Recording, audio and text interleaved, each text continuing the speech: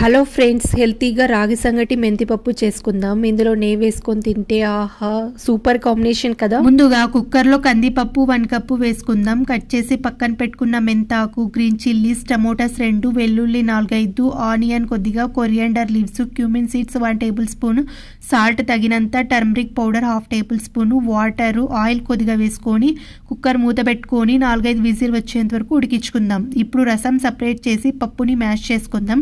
కొద్దిగా రసం పప్పులోకి వేసుకుందాం. అంతా ఒకసారిగా మిక్స్ చేసుకోవాలి.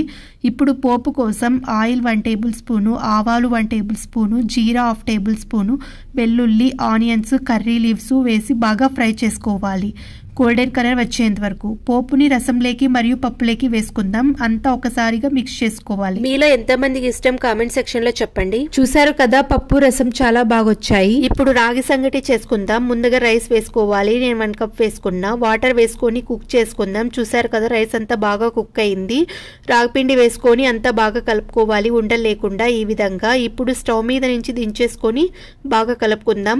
ప్లేట్ మీద వేసుకొని ముద్ద చేసుకోవాలి. ఇప్పుడు ప్లేట్లోకి ట్రాన్స్ఫర్ చేసుకొని పప్పు వేసుకొని గీ వేసుకుందాం. ఇంకా తినడమే. టేస్టీగా ముద్ద పప్పు రెడీ అయింది. నా వీడియో నచ్చితే లైక్, షేర్, సబ్స్క్రైబ్.